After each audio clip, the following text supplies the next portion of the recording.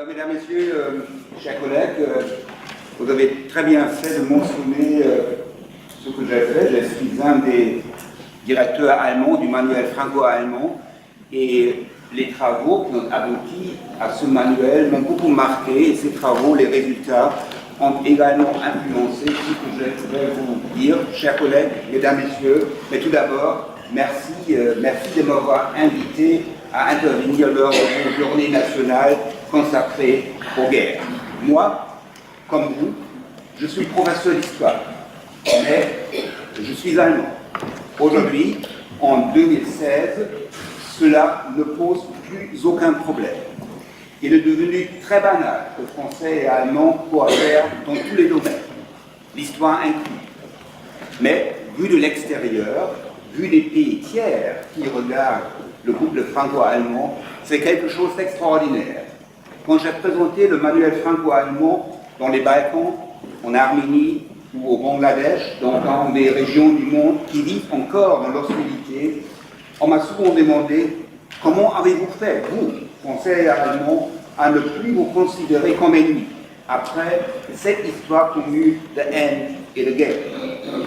En effet, quand nous parlons de l'enseignement des deux guerres mondiales, il faut se rendre compte, tout d'abord, du progrès énorme que nous avons accompli. Même si ce progrès-là est devenu très banal pour nous. L'hostilité vis-à-vis de l'autre a complètement disparu de nos manuels, de nos cours. Quel progrès par rapport aux années 1920 et 1930. Mais des malentendus persistent. Ces malentendus-là ne sont plus causés par les événements du passé, mais d'abord par nos approches au passé, et puis par nos traditions d'enseignement, par nos concepts de ce qui serait un bon enseignement de l'histoire. À cet égard-là, nous n'avons pas tellement progressé. Sur le champ de la didactique, nous sommes encore au niveau de ce que Marc Bloch a appelé en 1928, je le cite, un dialogue entre des sourds, dont chacun répond tout de travers aux questions de l'autre. L'enseignement des deux guerres mondiales en est un bel exemple, une belle illustration, par les scénarios didactiques que nos manuels proposent, par le rôle que nous, professeurs d'histoire, prenons en donnant cours, et par la façon dont nous faisons travailler nos élèves. Voilà ma thèse centrale que je vais développer par la suite en vous présentant les programmes, les représentations des manuels scolaires et surtout en expliquant les scénarios didactiques qui guident l'enseignement. Mais d'abord, en guise d'introduction, quelques remarques sur la place des deux guerres mondiales dans la mémoire allemande. Aujourd'hui, en Allemagne, la Première Guerre mondiale est souvent éclipsée par la Seconde.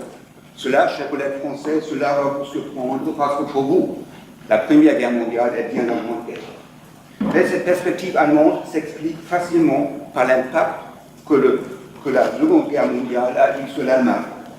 Les pertes en vie humaine, à peu près 5 millions de soldats allemands sont morts entre 1939 et 1945. En 1945, l'Allemagne avait perdu un tiers de son territoire et 12 millions d'Allemands ont perdu leur terre natale. Mais surtout, la fin de la Seconde Guerre mondiale marque une rupture profonde de l'histoire allemande. Une rupture comprise aujourd'hui vers le mieux. La défaite totale était la condition qui a permis aux Allemands de se rendre compte des crimes que le régime nazi et que les armées allemandes ont commis. Et bien plus que cela, l'Allemagne connaît un régime démocratique et républicain stable seulement depuis cette défaite. Voilà la grande différence par rapport à la France. La Seconde Guerre mondiale est le tournant de l'histoire moderne de l'Allemagne. Cela explique pourquoi il y a des programmes comme en Basse-Saxe ou au Brandebourg, où la Première Guerre mondiale n'existe presque pas au niveau des classes qui correspondent au lycée français, donc des classes qui préparent le bac. On y enseigne par module, en blocs transversaux, qui ne touchent pas la Première Guerre mondiale. Les cycles correspondant au collège français, par contre, suivent en général un cursus chronologique de la Première Guerre mondiale est donc incontournable. C'est pourquoi je me limite par la suite à ce niveau-là. Que demandent les programmes? Il faut dire Il y en a 16, car l'Allemagne est un pays fédéral. Et en ce qui concerne l'éducation, les Länder sont des États souverains. Il n'y a donc pas un enseignement allemand de l'histoire, mais des enseignements de l'histoire en Allemagne. Ils ne sont pas tellement unis par le contenu, mais par des concepts didactiques et méthodologiques, donc par une certaine idée de ce qu'est un bon enseignement de l'histoire. Dans tous les Länder, la Première Guerre mondiale est traitée dans les chapitres consacrés à l'impérialisme et au colonialisme. Mais elle n'est pas un sujet central. Voilà l'exemple de la SAR. Pour la classe de quatrième, on prévoit 4 grands sujets: la Révolution française et Napoléon, de la Confédération germanique à l'Empire allemand, la Révolution industrielle et la question sociale, l'impérialisme et la Première Guerre mondiale. La Première Guerre mondiale n'occupe pas plus que 5%, et encore. Le placement dans le contexte de l'impérialisme fait de la Première Guerre mondiale le résultat de la concurrence des puissances européennes, le résultat d'une politique de la recherche d'un rayonnement national dans le monde. Les pages d'ouverture des manuels soulignent cette vision. Sous les titres « Impérialisme et Première Guerre mondiale », elles présentent le colonialisme, la Grande Guerre et les rapports avec notre présent. D'autres manuels établissent un lien direct entre impérialisme et la Grande Guerre. De l'impérialisme à la Grande Guerre. Sous ce titre, on voit une caricature des puissances européennes avec des sapes pour ramasser ce qu'ils sont en train de saisir en Afrique et les champs d'horreur de la Grande Guerre. D'autres manuels sont encore plus explicites. Sous le titre « L'impérialisme, le visage de la guerre », on voit une peinture d'Autodix et l'ossuaire de Verdun. Ces pages d'ouverture ont une fonction d'orientation, expliquer les origines de la Grande Guerre à la concurrence des puissances européennes. C'est bien la perspective des programmes. Je reviens au programme de la SAR. Les élèves identifient les causes de la Première Guerre mondiale, caractérisent la Première Guerre mondiale comme guerre totale, nomment les stipulations les plus importantes du traité de Versailles. Quels sont les scénarios didactiques qui réalisent ces stipulations des programmes? Pour les expliquer, je me limite surtout aux causes de la guerre qui sont étroitement liées à l'entrée en guerre des sociétés. Il s'agit ici d'un sujet clé dans les chapitres consacrés à la Grande Guerre. Si les responsabilités allemandes en 1914 ne préfigurent pas celles de 1939, elles découvrent du moins l'irresponsabilité d'une dite diplomatie qui accepte sciemment la guerre. Mais surtout, les élèves doivent reconnaître la force mobilisatrice et manipulatrice du sentiment national. Ces scénarios didactiques de l'entrée en guerre de la société allemande mettent en cause la confiance aveugle et dans la justesse et dans la justice de la cause de son pays. De même que la mentalité qui accepte la guerre comme moyen pour résoudre des problèmes politiques. Voilà un exemple, le manuel Geschichte, conçu à partir de 2010, présente, après une leçon sur les alliances en Europe, 7 doubles pages sous le titre « L'Europe 1914, comment une conflagration générale se produit ». Un bref texte d'auteur explique les circonstances de l'attentat de Sarajevo et souligne que le chancelier allemand Bethmann Hollweg était tout à fait conscient qu'en soutenant l'Autriche, la crise diplomatique pourrait déboucher sur une grande guerre générale. Mais, assuré par l'état-major, explique le manuel, il avait confiance dans la force militaire de l'Allemagne pour gagner cette guerre. Puis, le déroulement de la crise de juillet est expliqué en quelques lignes. Un dessin de presse d'un journal lillois montrant Gavrilo Princip tirant sur François Ferdinand occupe la moitié de la page. Il y a 2 tâches. écrit un éditorial qui accompagne le dessin et puis explique pourquoi le chancelier Lippmann Hallweg craignait une conflagration générale. Pour répondre, les élèves doivent activer leur savoir sur les alliances en Europe et sur les intérêts des grandes puissances. La première tâche les place au niveau des contemporains. Ils doivent choisir une perspective. Gravino Princip qui libère la Bosnie du joug autrichien, ou bien François Ferdinand lâchement assassiné par un terroriste serbe, ou encore les enjeux diplomatiques de l'attentat. Il n'y a pas une seule réponse correcte, mais la discussion en classe va livrer toute une multitude de perspectives qui retracent les aspects de l'attentat de Sarajevo. Ce sont des élèves qui, en discutant et en comparant les solutions présentées, élaborent une synthèse de leurs travaux. Dans ce scénario, le professeur n'est pas tant un transmetteur des savoirs que celui qui coordonne un processus d'apprentissage. La deuxième tâche est plus classique. Elle veut assumer le savoir sur la piste de Juillet dans le contexte des alliances. On remarque l'absence des mots, des simples mots interrogatifs, mais l'utilisation de l'incitation explicite. La page en face présente une carte postale de Guillaume II en uniforme maréchal avec un de ses propos d'août 14 en légitime défense imposée, la conscience nette et les mains propres, nous prenons l'épée. Et puis il y a 4 sources écrites. Un mémoire du Premier ministre autrichien du 7 juillet 1914. Il résume les pourparlers germano-autrichiens de la veille à Potsdam qui ont débauché sur ce fameux chèque en blanc le soutien inconditionnel allemand à la démarche autrichienne, tout en sachant qu'une guerre avec la Russie pourrait en être causée. Puis, il y a un télégramme du secrétaire d'État des Affaires étrangères, Otto von Jaro, du 18 juillet, qui défend l'idée d'une guerre préventive contre la Russie. Ce télégramme est envoyé à l'ambassadeur allemand à Londres.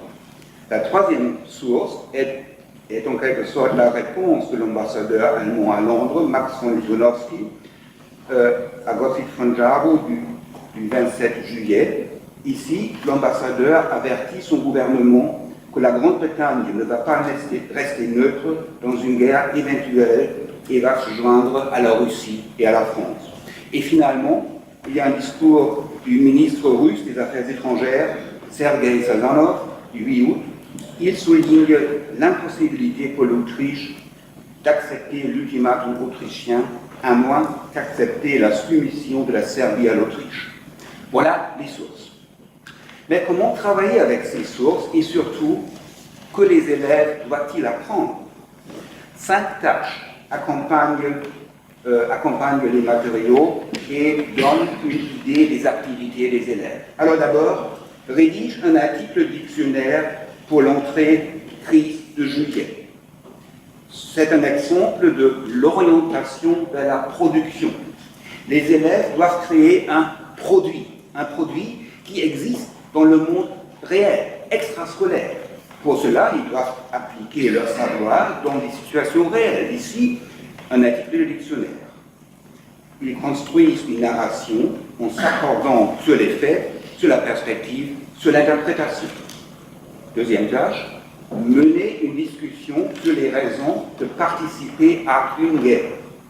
C'est bien l'article indéfini, une guerre, ein Krieg. On n'est donc plus seulement dans le contexte des causes de la Grande Guerre, mais dans une réflexion générale sur ce qui vaut le risque de tuer et d'être tué. Cette tâche sert de rapport avec le monde actuel et permet aux élèves de comprendre l'historicité et la spécificité de la situation d'août 1914. Et surtout, ce n'est pas le prof qui explique, mais ce sont les élèves qui, en échangeant leur point de vue, s'approchent du problème. Pourquoi participer à une guerre? La troisième question décrit la situation et les motifs des différents États pour participer à la guerre. Les élèves doivent appliquer la multiplicité, prendre en compte les motifs des uns et des autres dans le contexte historique. Ils apprennent que toute solution simple qui charge une seule puissance de toute la responsabilité ne convient pas à la situation. Quatrième question, choisis un des politiciens qui a participé aux décisions et fait une lecture critique de sa position face à la guerre. Ici, les élèves sont appelés à juger les positions défendues par les différents acteurs. Il ne s'agit pas de les récapituler, mais de les déconstruire. Pour le faire, les élèves doivent se rendre compte de leur propre approche. Comment critiquer les acteurs du passé? Comment graduer la réponse?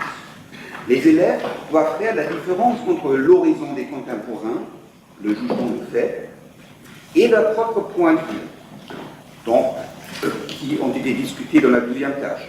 Voilà le jugement de valeur. Et puis, ils doivent concilier les deux, jugement de valeur, jugement de fait. Voilà une façon éclairée de s'approprier le passé sans produire des anachronismes. Et puis, la dernière tâche, décrit la tenue de l'empereur et commente les propos qu'il prononce en légitime défense imposée, la conscience nette et les mains propres, nous prenons l'épée. C'est de nouveau un exercice de déconstruction et de jugement. À l'aide des sources, les élèves prennent conscience que les propos de l'empereur sont le contraire des dépêches de ses diplomates. Mais les élèves, qu'est-ce qu'ils apprennent? Apparemment, l'empereur n'a pas dit, entre guillemets, la vérité. Pourtant, sa posture, sa tenue transmettent la conviction d'avoir fait le bon choix. L'exercice découvre la logique de guerre aux élèves et les rend sceptiques face à toute tentative de justifier des actions militaires. La double page suivante, intitulée « Qui fut responsable de l'éclatement de la guerre ?» approfondit sous forme de dossier la question des origines de la guerre, sans donner une réponse explicite.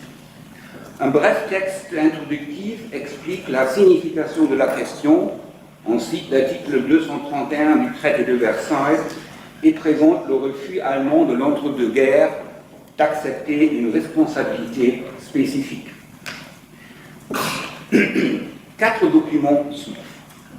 2 textes d'historiens modernes, l'un de Jean Breuer, qui défend la thèse de la responsabilité allemande, l'autre de Thomas Leopold, qui plaide pour des responsabilités partagées. Et puis, 2 cartes postales de propagande du temps de la guerre. L'une allemande, sous le titre « Les fauteurs de la guerre mondiale devant le jugement dernier ». Cette carte montre l'archange Michel et la Germanie qui désignent les responsables de l'entente comme coupables. L'autre carte est française. Elle montre sous le titre « Suisse au monstre » les soldats de l'entente qui repoussent un dragon coiffé d'un casque de foin et d'un chapeau autrichien. Comment faire travailler les élèves sur ces documents? Il y a 3 tâches. Voilà la première. Étudie le message de la carte postale allemande, mets-toi à la place d'un contemporain allemand et français et essaye de décrire les faits que la carte fait sur ces personnes. Il s'agit non seulement de connaître les contenus des cultures de guerre françaises et allemandes, mais surtout de comprendre comment la propagande et les images de l'ennemi fonctionnent, ce qu'ils font avec les hommes, l'aveuglement, la haine, la perte de toute empathie envers l'autre. L'exercice, par l'engagement des élèves, mets-toi à la place d'eux, change la perspective. Ainsi, l'enseignement de l'histoire développe toutes les valeurs éducatives et citoyennes. Les élèves apprennent à regarder avec les yeux de l'autre. La deuxième tâche se réfère aux 2 textes historiens. Analyse des textes D1 et D2, cherche les différences et les points de commun et établissons une liste. discutez en classe les propos des deux historiens.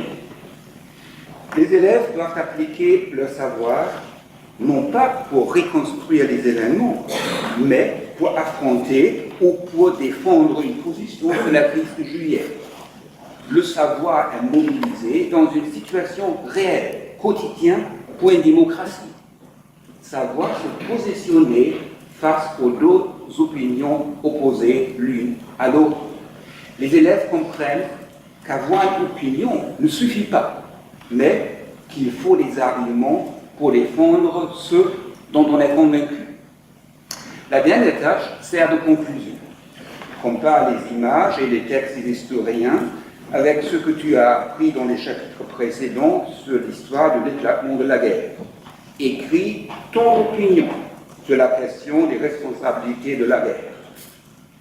On ne demande pas une dissertation qui fait semblant d'objectivité, comme s'il y avait une position vraie sur la crise de juillet, mais on demande des positions que les élèves ont développées sur les événements. Ils ont appris qu'il ne suffit pas de lancer n'importe quelle opinion, mais qu'il faut argumenter. En faisant ainsi, ils se rendent compte que toute histoire est une construction, et ce sont eux qui la construisent. La relativité de la position qu'ils défendent se révèle à eux. C'est une mise en garde contre le dogmatisme, contre la prédominance d'un point de vue national, contre l'acceptation de la guerre. Ce dernier point est très important dans les manuels allemands et ils en font de longs développements. Voilà le manuel Zeit für Geschichte de 2012. Ici, on voit une double page qui ouvre le chapitre de la Grande Guerre. On y trouve une photo de Jean Jaurès de 1913 lors d'un discours contre la loi des poisons, comme l'explique la légende. Puis, deux cartes postales allemandes du début de la guerre. L'une montre l'empereur Guillaume II, acclamé par des gens du peuple, sous un de ses propos « Je ne connais plus de parti ». L'autre montre Auguste Bebel, leader historique du Parti social-démocrate, mort en 1913. On met les mots suivants dans sa bouche. « Bien fait, défendez notre empire. Si j'étais vivant, je serais parmi vous. » Ces images illustrent un extrait du roman d'Ernst Gläser, Jahrgang 1902, La classe de 2002, publié en 1928. La scène se passe lors d'une fête populaire en Allemagne au début du mois d'août 14. Les ouvriers ont appris l'assassinat de Jaurès et sont maintenant convaincus que l'Allemagne sera attaquée. Ils veulent défendre leur patrie car, une fois la victoire remportée, la bourgeoisie doit faire des réformes sociales et politiques. En outre, ils veulent venger le camarade Jaurès. La nouvelle que l'Allemagne a déclaré la guerre à la France tombe dans la discussion. Un avocat, le docteur Hoffmann, prend la parole et cite les propos de l'empereur « Je ne connais plus de parti, je ne connais que des Allemands ». Il est acclamé par la foule. Comment travailler avec ces documents-là? Les tâches incitent les élèves à une prise de position critique. Examine le langage du discours du docteur Hoffmann en vue de son effet de propagande. Compare-le à l'argumentation des ouvriers sur l'éclatement de la guerre. Réfléchis. Quels sentiments et quelles attentes devraient être produits chaque fois? Et puis, les attentes des ouvriers peuvent-elles être réalisées par une guerre? Discutez-en en classe. Ce scénario didactique doit immuniser les élèves contre une attente positive envers des conflits militaires et réveiller en eux une attitude critique et éclairée envers des sentiments qui se présentent sous forme de nationalisme ou patriotisme. La Grande Guerre y est presque décontextualisée. Il ne s'agit plus seulement de la guerre qui a éclaté en été 14, mais aussi d'un avertissement contre la logique de guerre d'apparence impeccable, mais en réalité toujours trompeuse. Les élèves discutent si temps des ouvriers peuvent être réalisés par une guerre. Et surtout, ce n'est pas le prof qui explique, mais ce sont les élèves eux-mêmes qui acquièrent par la discussion cette perspicacité. Le but de cet enseignement sur l'entrée en guerre consiste à avertir de tout enthousiasme pour la guerre et de la glorification de l'armée. Une feuille de travail produite par les éditions Westermann met cette intention d'une manière exemplaire en scène. Elle reproduit la lithographie Les volontaires de guerre de 1922 de Käthe Kollwitz, qui représente le départ des jeunes hommes pour la guerre comme une danse macabre. Les élèves sont appelés à décrire la scène. Après, ils comparent deux textes. La lettre d'un jeune officier allemand à sa mère et un extrait du journal intime de Käthe Kollwitz.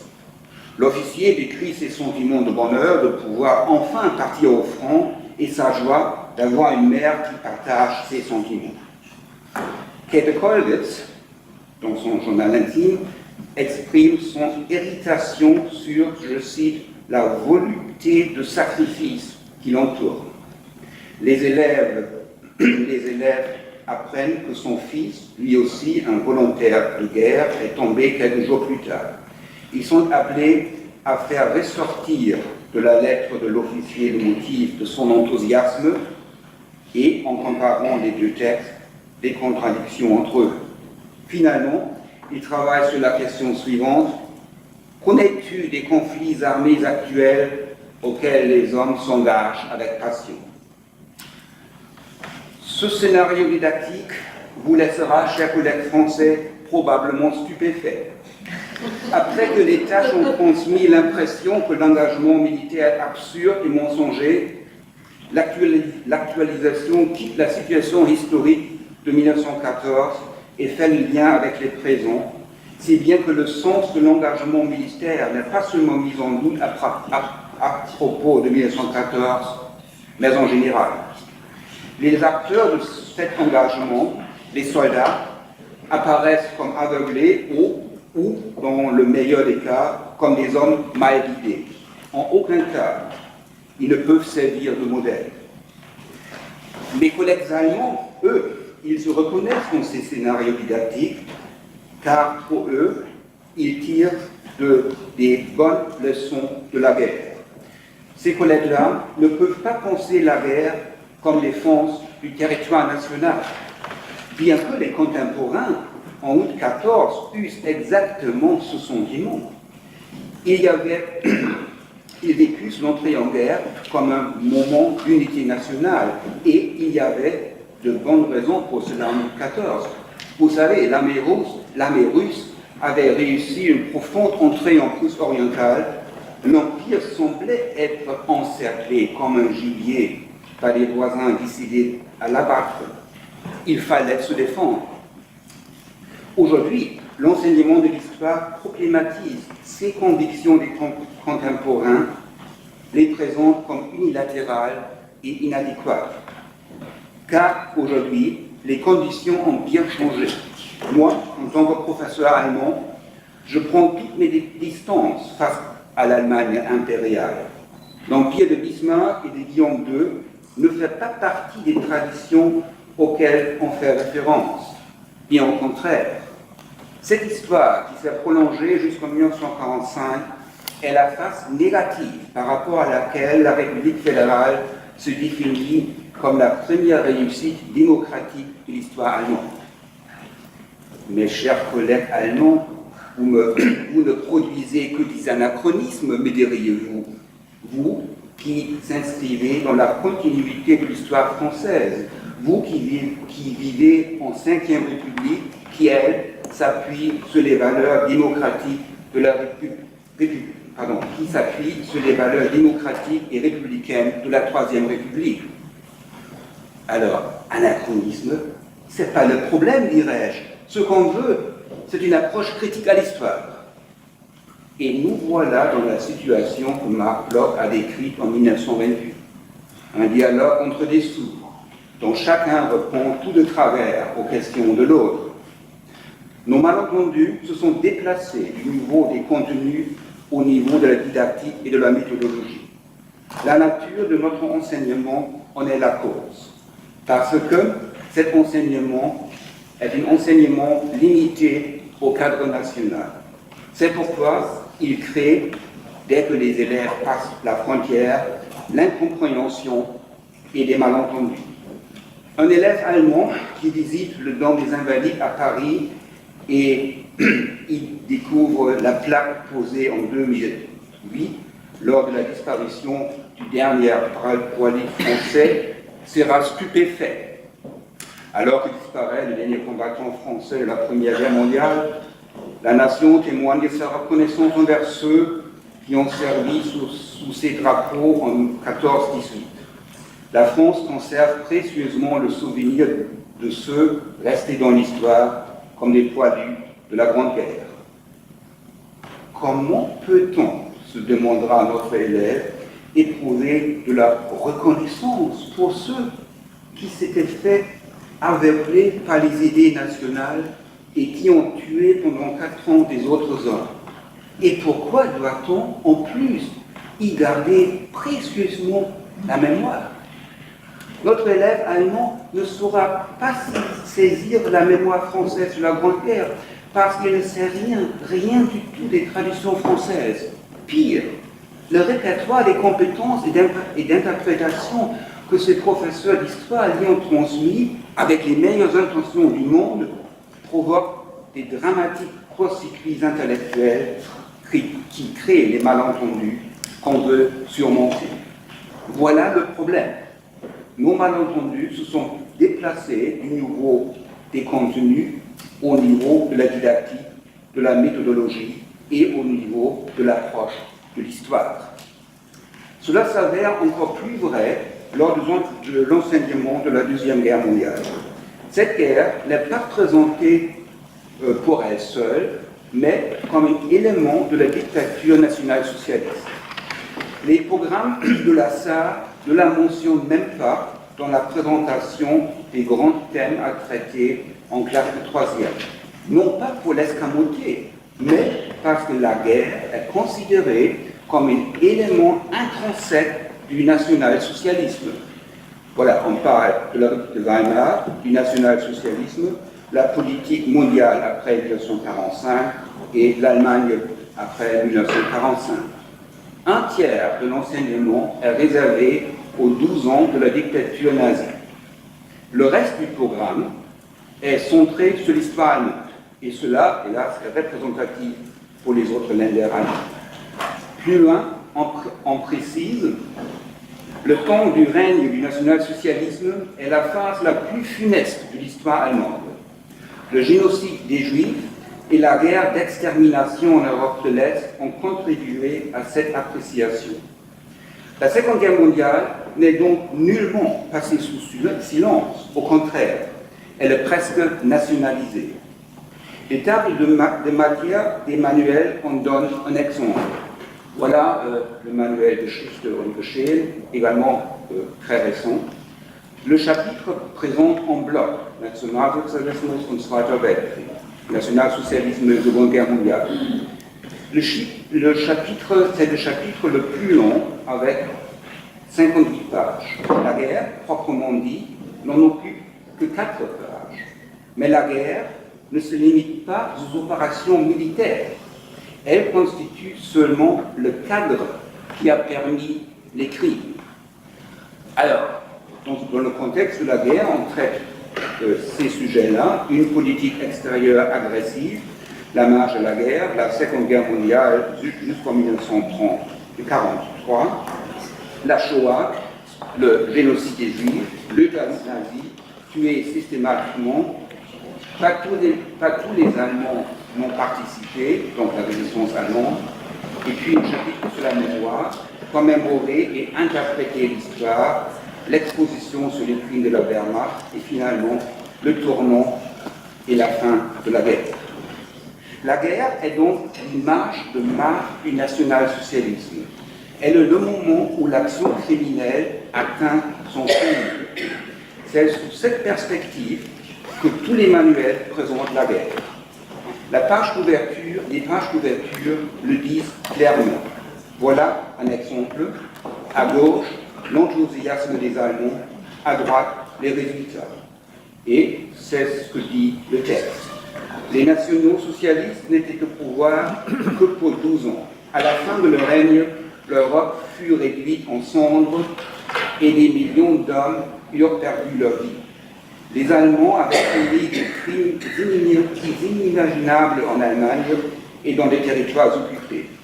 Comment tout cela pouvait-il se produire? Donc, parler de la Seconde Guerre mondiale ne signifie pas seulement rapporter les faits militaires, mais surtout expliquer les mécanismes qui ont permis que les Allemands ont commis de tels crimes. À cause du temps avancé, je vous présente un seul chapitre tout à fait représentatif. D'abord, on constate que l'histoire des batailles n'occupe pas une place très importante. On voit seulement 2 cartes et un texte auteur qui ne parle pas tant d'exploits militaires que des projets allemands, c'est-à-dire la guerre d'extermination menée contre les peuples slaves et les juifs. Les pages qui suivent approfondissent cette approche en traitant les thèmes de guerre totale et lassitude de guerre, de crimes de guerre. Là, on dit explicitement que ce ne sont pas seulement les SS, mais aussi les hommes ordinaires de la Wehrmacht qui les ont commis. On parle ensuite du travail forcé, c'est le paragraphe le plus long, et finalement, la défaite allemande. Les sources reprennent ces sujets-là. Il y a par exemple l'ordre du général Wilhelm Keitel, le chef militaire de la Wehrmacht, un ordre par lequel il abolit le devoir de la justice militaire de poursuivre les crimes commis par les soldats allemands contre la population civile. Comment travailler avec ces sources? Voici l'exercice proposé par le manuel. Un fond 3 sur la Convention de Genève et formule sur cette base une accusation contre le général Keitel. Quel anachronisme allez-vous dire? Ben, c'est vrai, la Convention de Genève sur la protection des populations civiles n'existe que depuis 1949. Mais les règlements de la Convention de 1927 et surtout la Convention de La Haye de 1907, interdisaient déjà des représailles sans mesure contre la population civile. Qu'importe, nous ne sommes pas des historiens du droit, mais des professeurs du secondaire qui voulons sensibiliser les jeunes aux valeurs de nos démocraties. En réfléchissant sur l'exercice, les élèves sont sensibilisés au problème de l'anachronisme et ils vont se poser des questions. Par exemple, est-ce que la protection de la population civile s'impose sans l'existence d'un règlement de droit international, tout simplement par respect des droits de l'homme ou par respect des règles de la religion chrétienne ou du droit naturel? Le savoir historique de l'élève, permettre aux soldats allemands de commettre des crimes, appelle nécessairement un jugement de fait et de valeur, un jugement que l'élève doit assumer et discuter face à ses camarades. Cela ne veut pas dire discuter n'importe quoi, mais développer l'autonomie des élèves.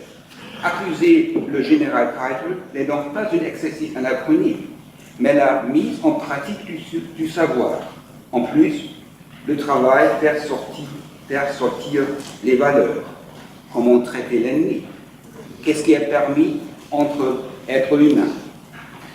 Un tel enseignement de la Seconde Guerre mondiale ne se limite pas à cette guerre-là, mais il est la mise en cause de l'action militaire en général. La guerre apparaît dans la perspective allemande comme crime absolu et non pas comme lutte contre le mal.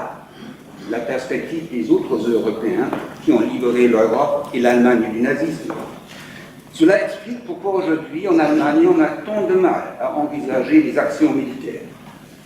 Penser la guerre fait monter soit les images d'août 14 d'un fanatisme qui résultait d'un terrible aveuglement intellectuel et moral, soit des images d'une guerre d'anéantissement. Dans les deux cas, à l'exception de ceux de l'extrême droite, il est impossible de parler de patriotisme. Tout à l'heure, on a vu l'exemple d'un élève allemand qui visite le Dôme des Invalides à Paris. Son camarade français connaîtra probablement le même problème quand il sera en visite à Berlin, devant la Neue Wache, donc la Nouvelle Arche, le lieu allemand central du souvenir de la commémoration. Il y a aussi une plaque. On n'y exprime pas de reconnaissance, mais on parle des victimes de la guerre et de la tyrannie. La Grande Guerre et ses combattants, si importants en France, y apparaissent seulement parmi d'autres et dans des contextes complètement différents. Nous honorons la mémoire des peuples qui ont souffert de la guerre. Nous honorons la mémoire de leurs citoyens qui furent persécutés et qui trouvèrent la mort. Nous honorons la mémoire des soldats tombés dans les guerres mondiales. Nous honorons la mémoire des innocents qui sont morts à cause de la guerre et de ses conséquences dans leur pays, ainsi de ceux qui périrent en captivité et lors des expulsions. La Première et la Seconde Guerre mondiale se soudent en une grande catastrophe. Par la suite, la plaque honore la mémoire des Juifs, des Sinti-Roms, des homosexuels, des handicapés, des résistants contre la tyrannie, et à la fin, on honore la mémoire des victimes de la dictature totalitaire après 1945. Notre élève français n'y verra qu'un amalgame énorme, parce que même s'il a des idées sur les ruptures de l'histoire allemande, les répercussions au niveau de la mémoire lui paraissent étranges. Ayons appris notre approche à l'histoire. Alors, pour conclure, qu'est-ce que nous devons constater? Le passé et les événements douloureux ne nous font plus problème. Quel progrès par rapport à la génération de nos grands-parents. Mais nos approches à l'histoire, aussi bien que nos standards de l'enseignement de l'histoire, montrent qu'il faut parler de didactique et de méthodologie. Il s'agit aujourd'hui de trouver une réponse commune à la question « Qu'est-ce qu'un bon enseignement de l'histoire ?»